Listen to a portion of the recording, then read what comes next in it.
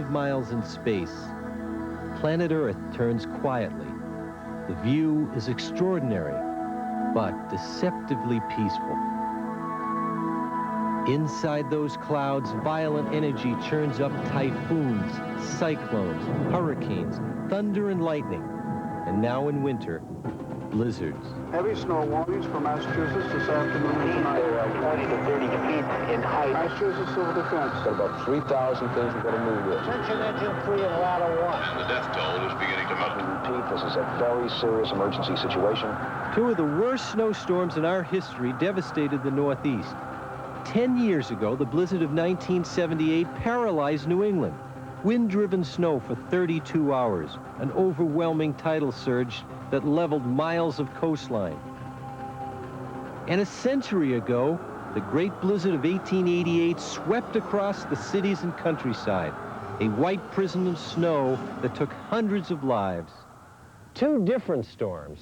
And on this double anniversary, I think back at how New Englanders reacted with kindness and courage and a little greed. But most of all, I think of the spirit of help your neighbor. And it's all part of the story of the great blizzards.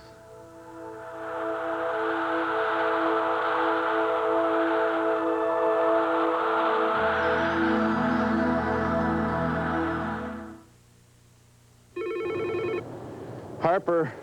Oh, how you doing, Phil? I'm telling you, it's freezing out here. Can I come in? Another assignment. Florida. Hit the road, Jack. Don't you come back. Dear Phil, weather's great. Wish you were here. I've made some new friends and seen some pretty incredible things. Can't wait to share it with you guys. Jack Harper reports live from Florida via News Star, Tuesday at 6. Try out a color. Test a treatment. Sample a fragrance, all in Estee Lauder's gift to you, filled with makeup, fragrance, and treatment products, including white linen parfum spray and pressed satin eyeshadow. It's your bonus with any Estee Lauder purchase of $10 or more. So try it, test it, sample it, and be right at home with Estee Lauder. This gift is yours through February 20th at Lord & Taylor, the American store. My folks just left. Thank you. When a man loves a woman. The new Subaru Justy gets you anywhere you want to go, less expensively than any other four-wheel drive car. Mr. Potts, you're home. Of course.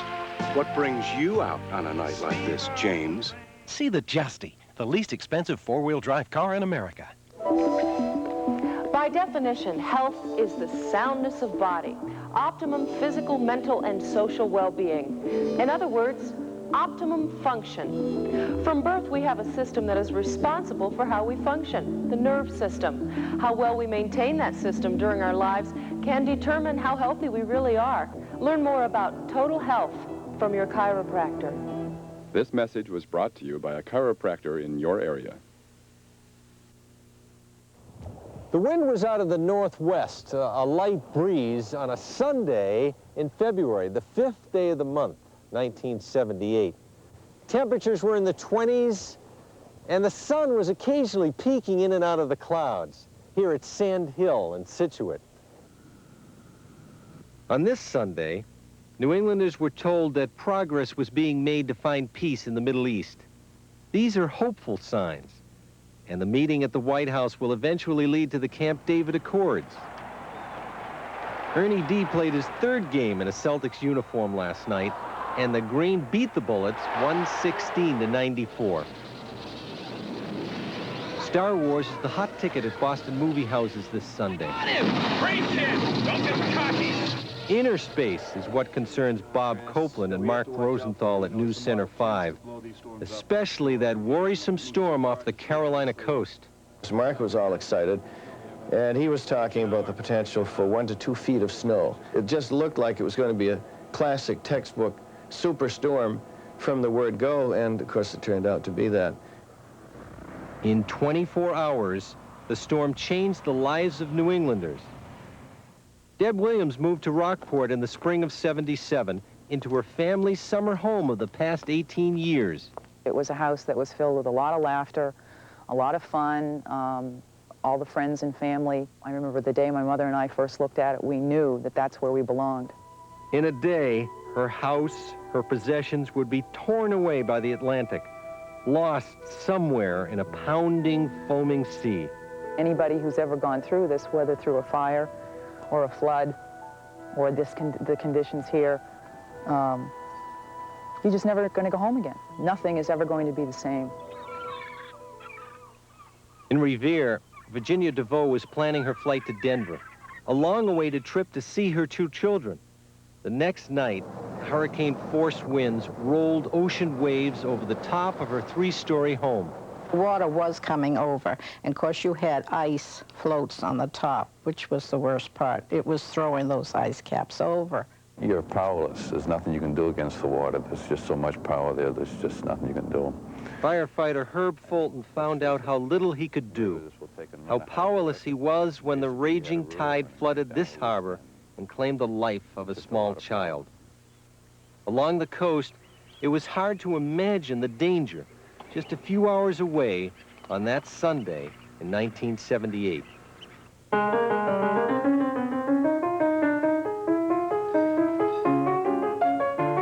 On a Saturday in March, 100 years ago, winter was just about over. This was an unusually mild weekend. Rain is forecast tomorrow, but the sun shines brightly today, and I feel like spring itself. I'm 19 years old, a cub reporter for the New York Herald Tribune. My editor believes my prospects are good at the paper, and today he calls me reliable. What a magnificent weekend. Farmers in New Hampshire and Vermont are already plowing, and some are maple sugaring. The streets are filled with shoppers, and every store in America, I think, is having a spring sale, Easter bonnets and other finery. My next assignment is Monday night. P.T. Barnum opens his big show at Madison Square Garden, and Barnum says this will be the most spectacular exposition ever.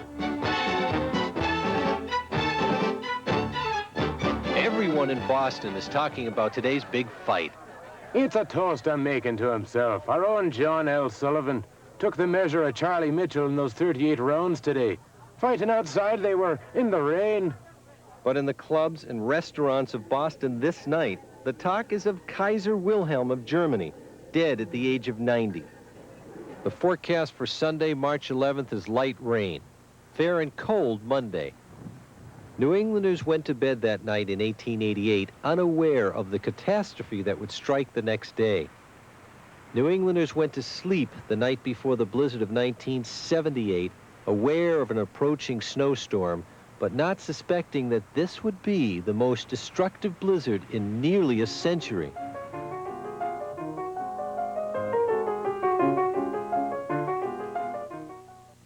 Dave Lennox. Since 1895, hard at work with new ideas in heating and cooling. And now, get 0% financing and $100 cash rebate on the efficient Lennox Pulse Gas Furnace. Call your independent Lennox dealer. In Natick, call Cohen. At Cohen, we really care about your family's comfort. Call us at 653-5050. I'm Tom from Climate Design Systems, where attention to detail and quality is the way we've done business since 1946. Call Climate Design Systems today. Attaboy, Dave. You're listening to a costly transmission problem. Now, here's what a $40 problem sounds like. Sound the same, don't they? And not just to you and me, to trained mechanics, too. That's one reason AMCO checks out your transmission 9 ways to Sunday. Fact is, half of the cars serviced by AMCO dealers don't need a new transmission. Take your car to AMCO now. What they tell you might sound awfully good. AMCO, AA-MCO. When it's my eyes, I don't compromise. Eye Exam 2000, one of the most thorough eye exams available.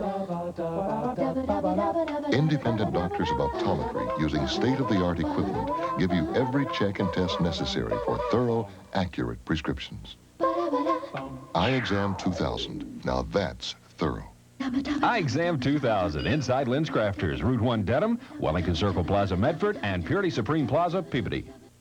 The first thing I think of is to make them feel welcomed. when they first come in and to make them think that someone cares about them. I came in here, I was depressed, I was hiding it, going, hi, my name's Holly and I'm happy, but I was very hurt inside because I failed again. To let them know that whatever they do or whatever they are, you're here to help them, and even when they make mistakes, to still be there. She helped me so much talking to me and made me feel like there is hope. You may remember that Monday 10 years ago in February. There was a major storm roaring up the East Coast. It already begun snowing in New York City, but no big deal. We New Englanders are hale and hearty. We've seen nor'easters before. How bad could it be? We saw about as scary a picture weather-wise as I have ever seen. You could see the development of the system out over the Gulf Stream, where number one, there's a tremendous amount of energy there. We knew that the temperature contrasts were there. We knew the wind was going to be a problem. We were forecasting winds near hurricane force, and we just saw all of these things confirming by Monday morning. And that's why we, just pulled out all the stops. This is the National Weather Service at Boston. Heavy snow warnings for Massachusetts this afternoon and tonight. Noontime, and the snow begins. Lightly at first, then the snowflakes are thick. The snowfall is heavier.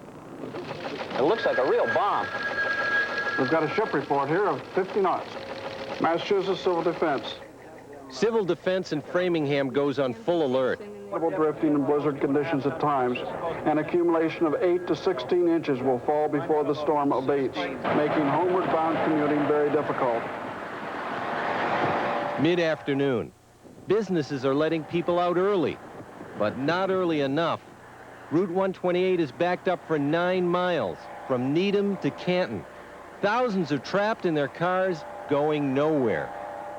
In Boston, literally a winter hurricane.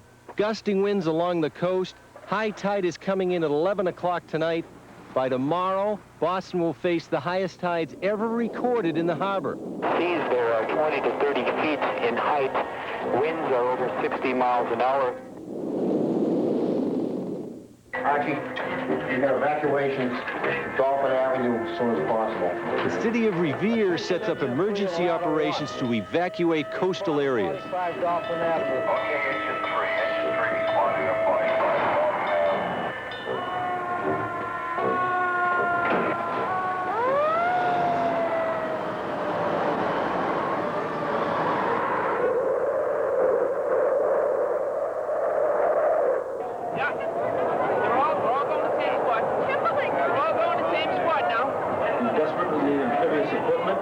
to evacuate hundreds of people in the Broad Sound area. At 196 Broad Sound Avenue, the first floor is now underwater. Virginia DeVoe is terrified. All the time I'm up in the attic with a flashlight to let people know that we're up there. And the next thing we saw the amphib coming, and we had to come down and walk out into that water, and it's up to here. Gloucester Station, can do. Gloucester Station, can do. Pilot boat Can Do tries to help an oil tanker in trouble, but is swamped by the violent sea. All hands are lost. Roger, this is not a drill. This is not a drill. A mayday, a mayday, a mayday. Over. Governor, I think the thing that we should be stressing right now is that we've got to have the cooperation with the travel ban.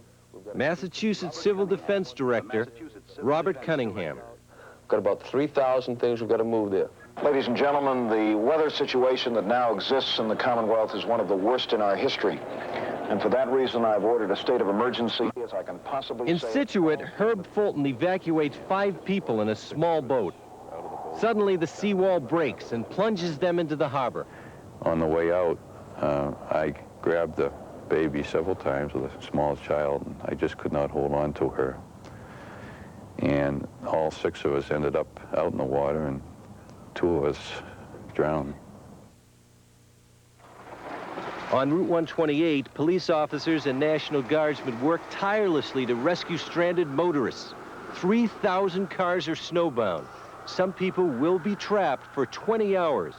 The wind was howling. I couldn't get one of the windows shut in my car, and it was just cold all the time. Yeah. There'll be a bus on the way down. We'll take you to a shelter. All right? Oh. Okay, then. Thank you. So just Cross over to the other side. A few people, unbelievably, don't want to leave. Police threaten to arrest them if they don't abandon their cars and trucks. You seem to be reluctant to leave. Are you having a good time in there? No. It's very lonely in there. Well, you didn't seem to want to come out. Well, I thought that since I was only a few cars back, we might be able to get out by tonight. We have the people in the snowmobiles banging on the doors to get them out. Private citizens with snowmobiles are a tremendous help in moving people to safety and finding those who need medical attention. In the cold and isolation, people reach out to give comfort where they can. There was constantly someone checking us, okay? Your car next door, somebody pop out and they knock on the window and find out, how you doing in there, you know? 32 hours and 27 inches later, the snow stops. The sun is out, and so are adventurous families. No cars, so you gotta walk to the store. No work, so you can stop and talk. You have time to rediscover simple pleasures, to be friendly and concerned about your neighbors. I hope that the fact that the sun is shining and the blue skies are out there doesn't deceive anybody. We have a very serious emergency situation. Along the coast of Revere, streets are still underwater. The crew of the MDC's amphibious vehicle, the Daisy, has been working for 60 hours straight. Today's evacuations are easier than the past 2 days. There's no wind, and it's relatively warm. Many of those reluctant to leave before now change their minds.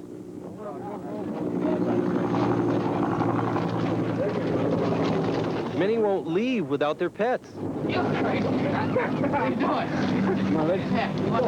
Somebody must have a gorilla down here, I can tell. There's got to be a gorilla in one of these houses. In Scituate, houses are piled on top of each other, like a game of pickup sticks. In Rockport, the savage sea tumbled Deb Williams' house into the harbor. All that's left is a concrete slab and a broken water pipe. My parents get down here, we'll all just kind of put it together and determine whether we'll even bother to start over. This was our home. This was my home. You see what I own. If anyone has any additional questions... 10,000 people are taken to shelters. The Red Cross, the Salvation Army, and countless kind strangers give food, blankets, warm clothing, and comfort. I lost my home. You lost your home, yeah. Sorry to hear that. Second time around. Second time. But there are less than kind strangers. Looters have picked through the debris of the Gallagher home in Scituate. They overlook a piggy bank. Richard Gallagher. If you lost everything you worked for and, you know, you can't salvage anything, you know, it's a tragedy. It's a tragedy. The blizzard took dozens of lives, cost nearly $1 billion in damages, destroyed hundreds of homes, and buried thousands of cars. It brought life to a virtual standstill. And I still can't believe the devastation from this storm. It was like a hurricane with snow.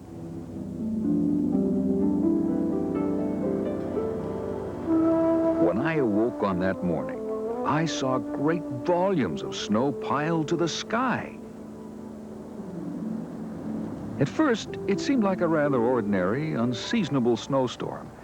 I took my buggy downtown, not suspecting any trouble. But it snowed and it blew, and it blew and it snowed all day. By midday Monday, I began to realize we had gotten something unusual on hand. In Boston, winds were furious. Ships were damaged in the harbor. In Brattleboro, horses labored through snow up to their flanks. We heard of trains in New Hampshire stalled on their tracks.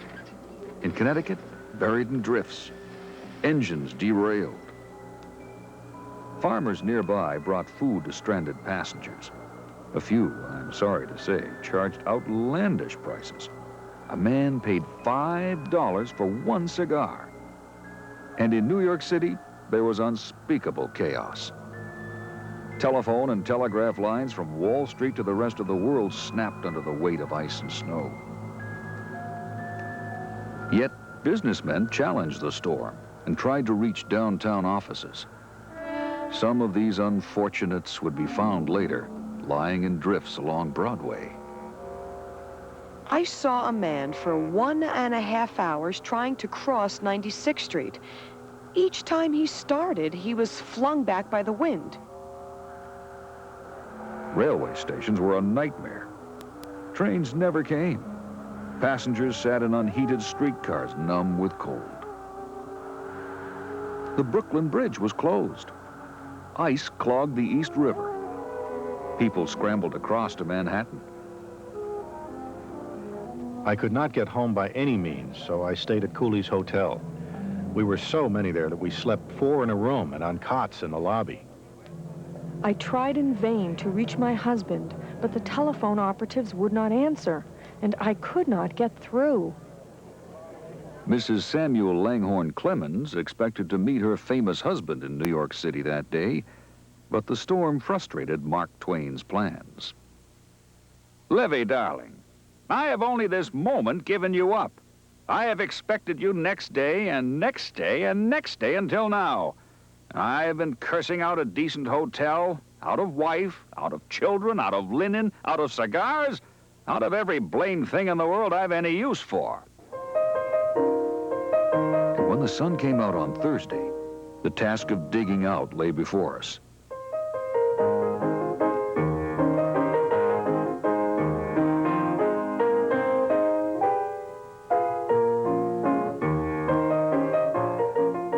Mountains of snow. Tunnels of snow. Snow that stayed with us into April. That blizzard took 400 lives and left us with memories we shall not forget to this day.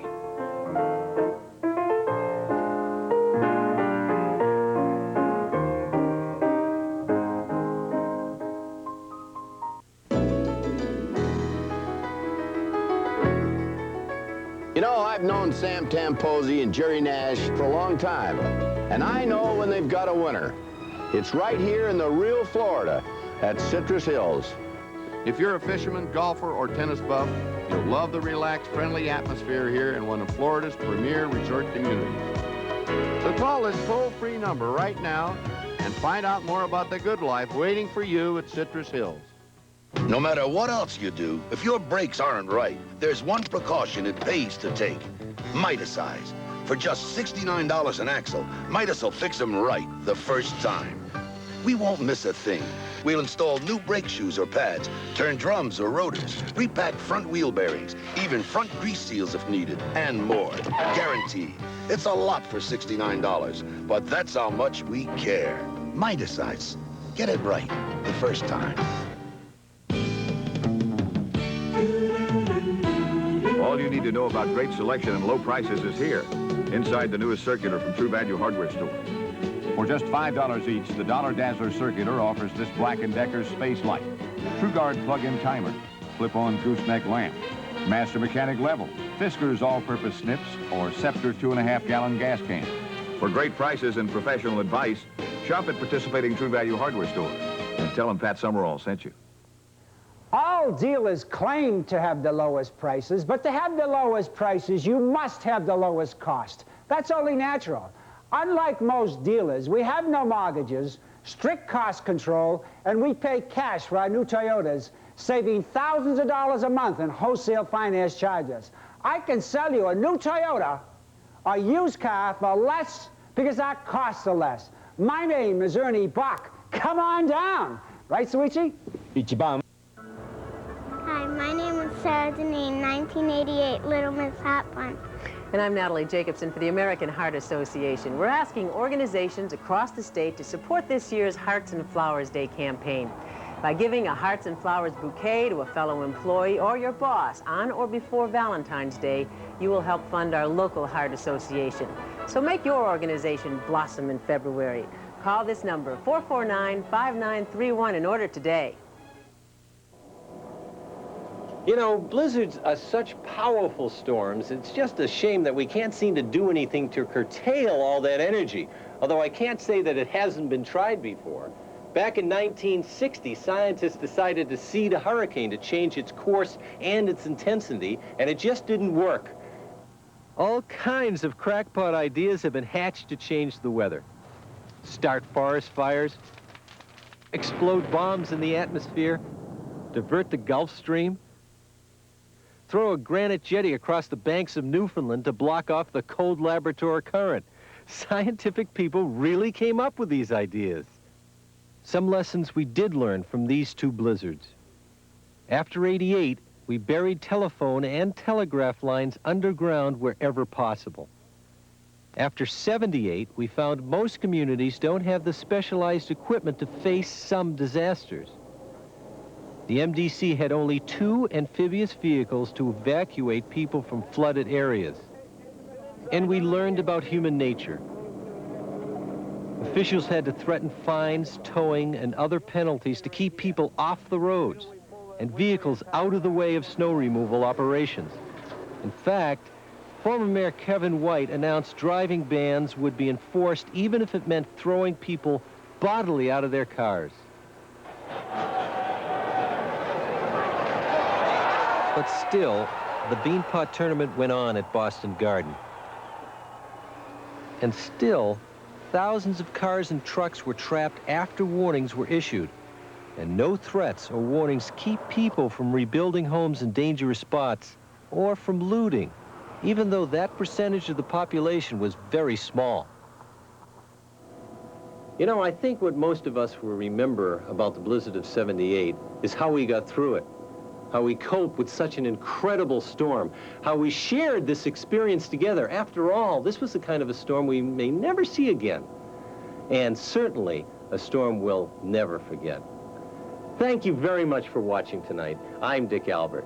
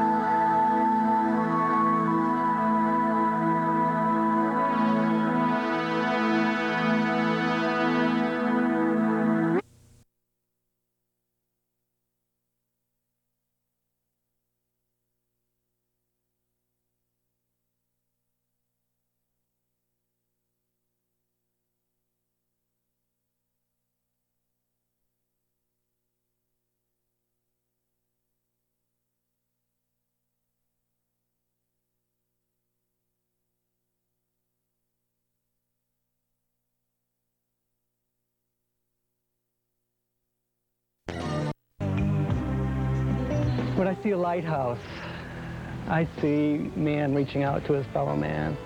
The first lighthouse in America graced New England shores, but now automation, nature, and neglect are threatening these guardians of the coast.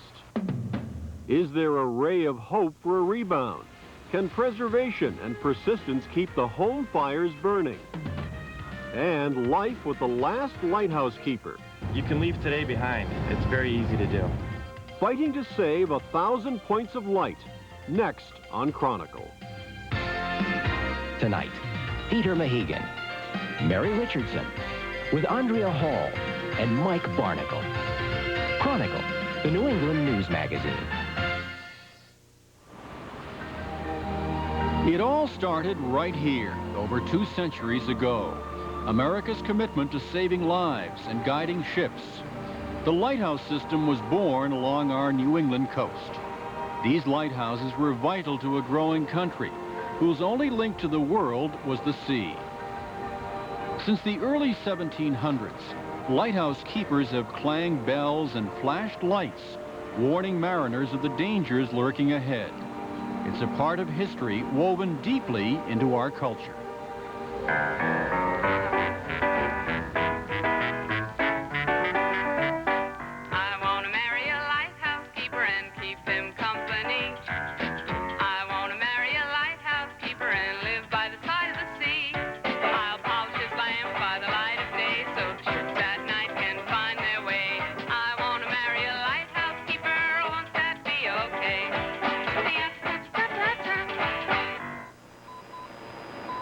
But the romantic era is over.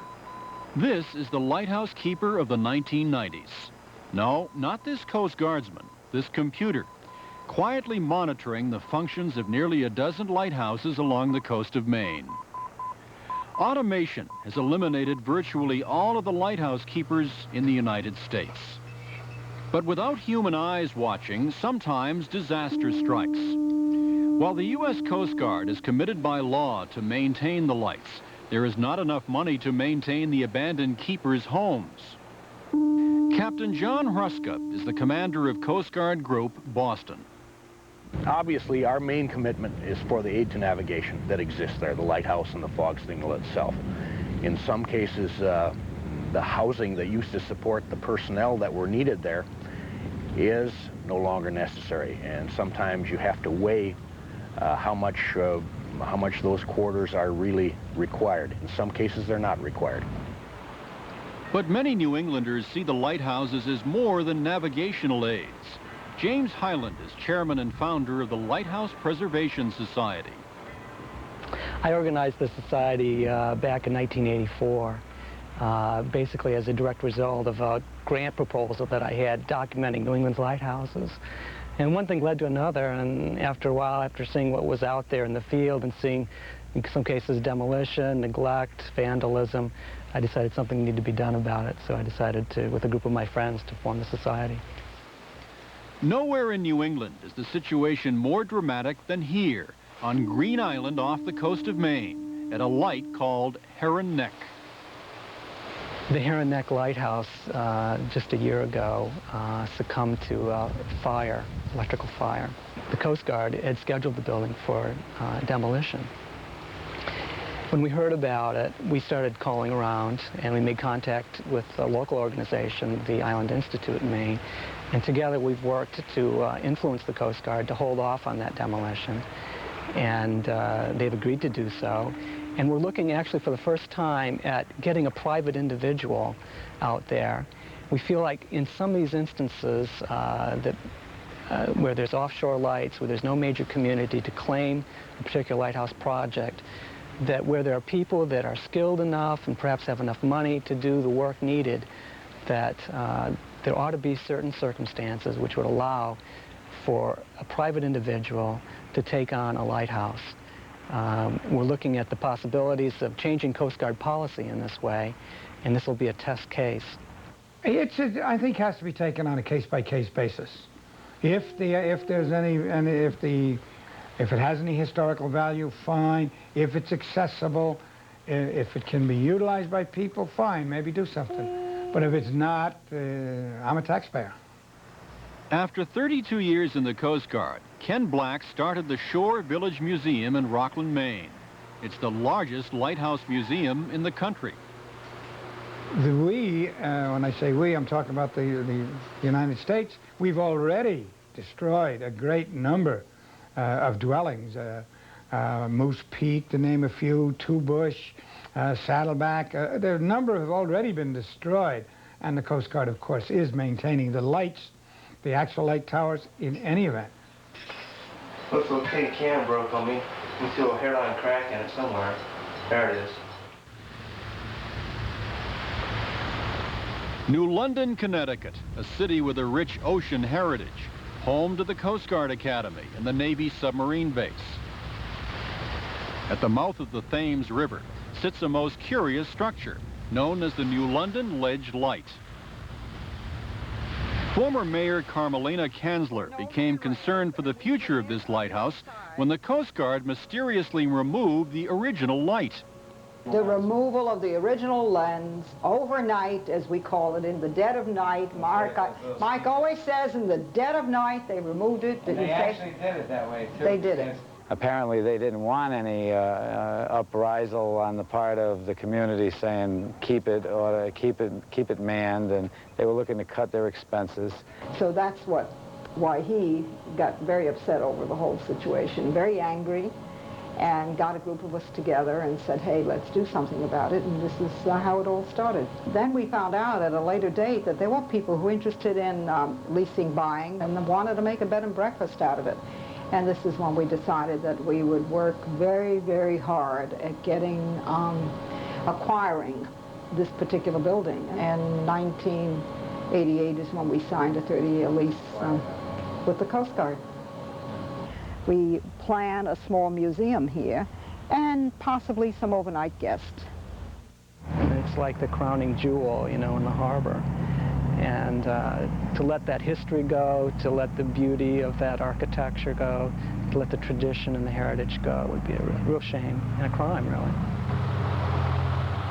Beautiful. Not just history at those lighthouses, at least not the one in New London, huh? That's right. There's a ghost in that lighthouse, so that's another reason to save it, Andrea. The ghost is named Ernie. He is the ghost of a keeper who jumped off the light to his death when his wife, believe it or not, ran away with a tugboat captain. And there's all kinds of mysterious happenings in the lighthouse, doors rattling, boats mysteriously untied. So another reason to save the New Haven Ledge Light. Ernie. New London. Ernie. New London Ledge Light. We'll be right back. Coming up next. Oh, there's a hole. Restoring the light. Africa, a land where the mighty elephant roams and the rhino sleeps in the open wild.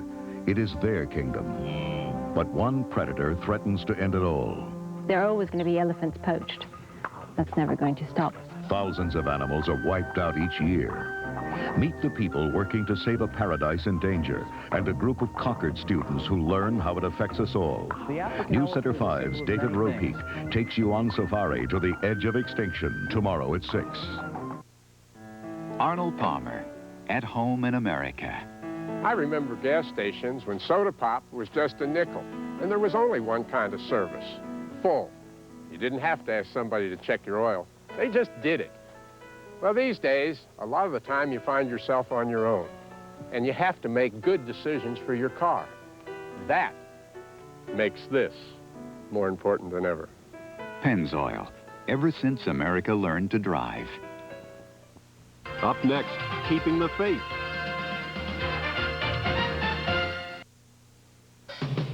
I work in STAR's advertising department. I supervise all the circulars, including the special ones we do.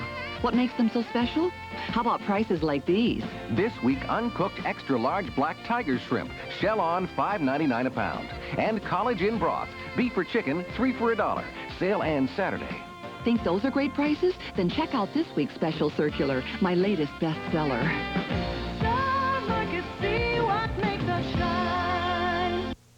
My brother, he was only 30, really athletic, captain of his basketball team in college. He was playing hoop one night and had a stroke. He was supposed to die. What happened to him happened to about 20 people in the country last year, but the hospital he went to was one of the best in the world for his type of stroke. They saved his life. That's when it matters that your health plan chooses from the best hospitals. That's when you're glad your health plan is from Blue Cross and Blue Shield.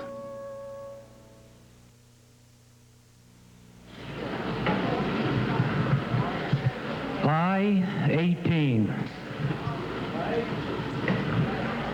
B7. Saturday night at the VFW in Lubec, Maine. The weekly Beano tournament run by the Lubec Historical Society. Their goal? Raise enough money to save a lighthouse. M32. About as far down east as you can get, Lubec is the seacoast town that borders Canada. It's home to the easternmost point in the United States, West Quoddy Head and its famous lighthouse. So famous that this year it inspired a U.S. Postal Service stamp.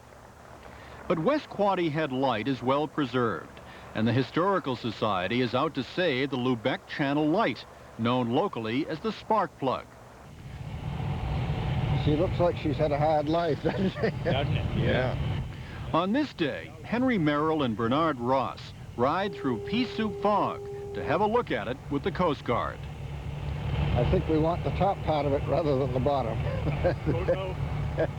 Well, the light's been here for 101 years, and it's, of course, guided the water traffic through here that developed the area. We feel it's a very important landmark for us. Oh, there's a hole for you. She's beginning to unravel at the bottom, so the only practical thing for them to do was to remove it and put a new permanent installation in here. We are in hopes of having it put ashore near our building so we can reassemble it and make a permanent museum out of it. Yeah, our holdings here actually extend from the sign up here where it says Lubeck High School down to the second telephone pole, light pole here on the western side. So we have adequate space to land the lighthouse on either side. Hopefully we can get some help in reconstructing it, and we'd like to restore it as it was, if possible. A rather formidable task for a small organization, but we're going to try anyway. Hopefully we'll get some help. Help came down the coast at Marshall Point in the form of a matching grant from the government. The Lighthouse Preservation Society persuaded Congress to create a $3 million lighthouse fund, a fund that has assisted over 100 local communities in restoring their lighthouses. The house was just abandoned in 1981, and it was empty for 10 years. And there had been rumors about it becoming a motel, and it would have been off limits for the public, which would have been a shame because it's people come here all the time in any kinds of weather just to enjoy the spot. The Historical Society at St. George, which is this general area, was approached to see if they would take it over and do something with it. And we have spent about $100,000 to restore this house. So just this year it opened up as a museum on the first floor. We don't charge admission, and people can just wander through and enjoy it, look at old pictures, sit on the rocks and enjoy the beautiful views. So it's, they're just very happy about it. Sometimes the Coast Guard is able to restore a lighthouse keeper's home, as here at Rockland Breakwater Light in Maine. It was built in 1902. The Coast Guard moved out of the light in the mid-60s, and it's been closed up and automated since then. This year we started trying to redo the building on the exterior, and so far the structure is sound, but all the exterior of the building is completely rotted. The Coast Guard has no plans to reuse the building. The building is on the historic register of buildings, so we're trying to make the building presentable to the public, and keep the the history of the building going as a beacon for everyone coming into Rockland Harbor, and have it look good to the public. But sometimes the job is well beyond the financial means of the Coast Guard. Take Southeast Light on Block Island, Rhode Island. This historic light is just a few feet from tumbling down the cliff to total destruction. The estimated cost to move it back from the cliffs? Right now it's going to cost about $3 million, 1.8 to actually move the structure, and about 1.2 to restore it once we do get it moved. Because the erosion is so uneven, it would really go in a large storm. If we were to get a hurricane, it could go tomorrow. Because it's in such jeopardy, the Coast Guard has decommissioned the light and replaced it with this tower. The Coast Guard is calling it a temporary light. We're hoping that it will be temporary. Once we get the lighthouse moved, we are hoping that we will be able to either relight the light that's there now or install a light in the tower. We're hoping the best case scenario would be to relight the light that exists there today. I think the community feels very strongly that this is their light and it's part of their identification of the island. We're very optimistic. We wouldn't be here if we didn't think we could do it, for sure. But it all began right here, the first lighthouse in North America, our own Boston Light. And today, home to the last lighthouse keeper in the United States. His name is Charles Pulaski. As I'm walking from the house to the light to perform the duties that have been going on for the past 200 years, it's very easy to put myself back into the position of the first lighthouse keeper in 1716. Guiding the mariners, energizing the light, making sure that, that everything's working properly. And it's just, you can leave today behind. It's very easy to do. Why is this the last manned lighthouse? What does the future hold for this place? Well, our recent direction from through Washington, through Congress, is keep it manned by Coast Guard personnel. Now, making it more accessible, we're working with various state organizations, federal, local, DEM, Lighthouse Preservation Society, Lighthouse Society, and figuring out ways to make it more accessible so more people can see it or to be here like we are today looking at it.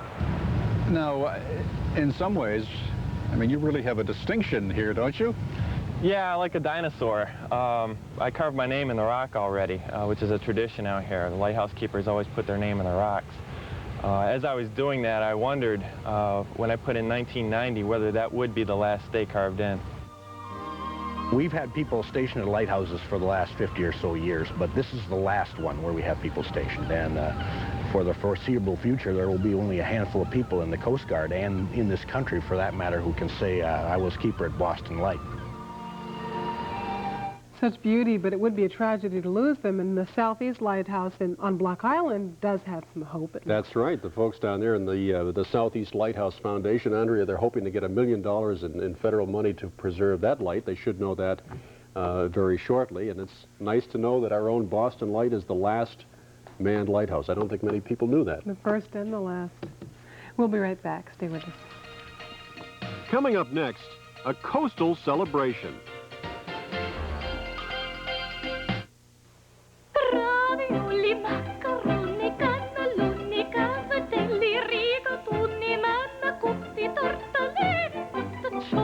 Have you ever noticed how the best Italian foods always end with the letter I? And how they taste even better when you start with Perry, real Italian sausage? Okay, sometimes they end with the letter A, but no matter how they end, they all taste better when you start with Perry, real Italian sausage.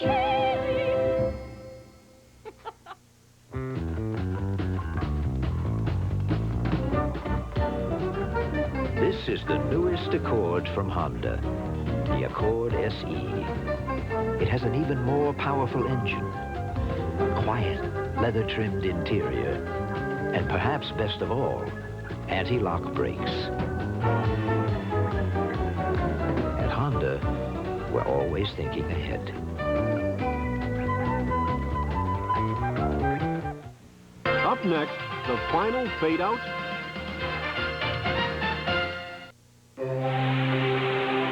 On Aruba, we do things a little bit differently. On other islands, the trees grow straight up. On Aruba, they take another path. On other islands, the coins are round. Ours are square. On other islands, they still charge you for a rainy day. We have almost no rainy days. On other islands, your vacation is one of many businesses. On Aruba, it's our only business. Wouldn't you rather do things our way? When I get a stress headache, it's like I have this pounding right on each side of my temple. When stress headache pain stretches you to the limit, there's Anacin, or aspirin-free Anacin 3. Strong pain relief for today's stress headache. What a relief. The doctor said no surgery for my hemorrhoids. That's great. Yeah, they're not that serious. He said use Preparation H. You can often relieve pain and itch for hours and help shrink swelling of inflamed hemorrhoidal tissues with Preparation H, ointment or suppositories. Great expectations start at home. After all, parents are teachers too.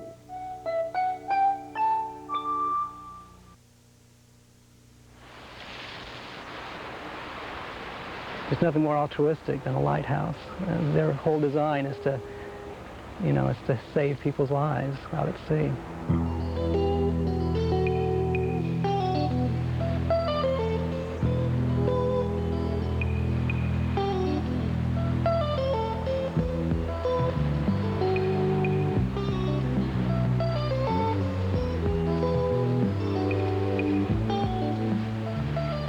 Certainly by the end of this year, for all practical purposes, every lighthouse will be automatic, except Boston Light, of course, and it's a bygone era.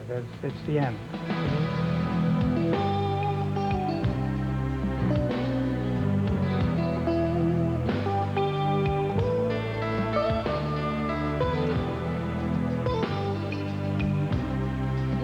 When I see a lighthouse, I see man reaching out to his fellow man, providing help and guidance, being a keeper of his brother in a sense, and being watchful.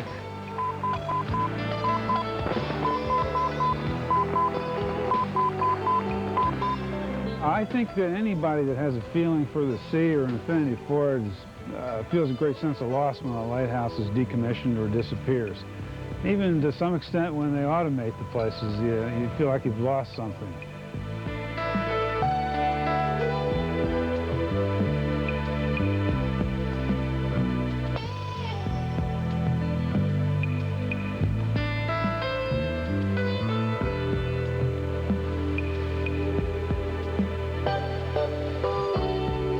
Really, the ocean is our last frontier in this world.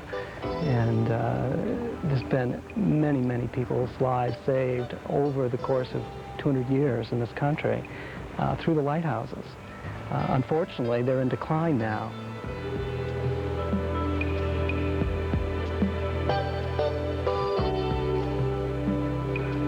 We've got all kinds of fancy Dan electronic navigational things. We've got radar, but those things don't work all the time. No, you haven't seen the end of lighthouses by no means.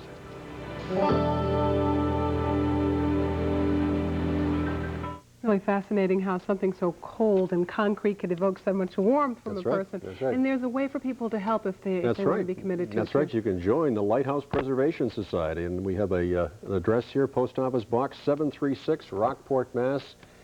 And there you see the phone number if you want to get involved in helping preserve our New England lighthouses. Save the lighthouses. We'll be right back after these messages and tonight's lottery number.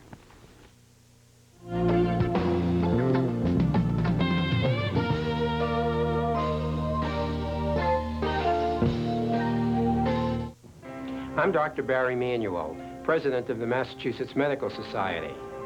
Medical excellence is a tradition in Massachusetts of which we can all be proud. But medical advances are only part of that tradition.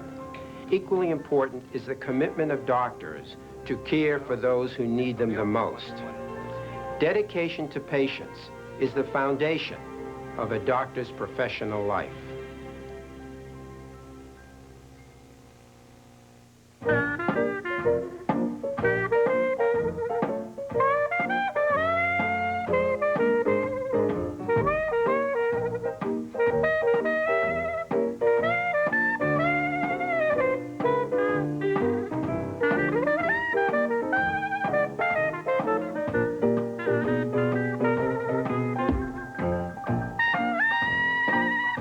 It's not just fresh, it's Contadina fresh. Hey, Pete, want to come over for dinner? What do you have it? Chicken and... Potatoes? No way. Stovetop stuffing. The celery, onions, herbs, and spices. What time? 6. Great. Bye. Bye. Hey, Pete, you want to come over tonight? We're having chicken and stovetop. Stovetop? What time? 7. Could we make that 8? Sure. You can never get enough stovetop stuffing instead of potatoes. And to make as little or as much as you want, try stovetop in the canister. I like the bees on ice. I like to watch the pros. I like an anthem play. I like a three-point show. I like parquet. And the inside flag? What takes the sure? I like mine. I like the garden when it rocks. I like the hometown crowd. I like Fenway's mighty sock. I like to know what's going down. That's why I like Mike. I like Mike. That's it for tonight. Tomorrow on Chronicle, Chuck Kramer goes home to the Great Plains to watch America feed the world. South Dakota's wheat harvest on family farms large and small, custom combiners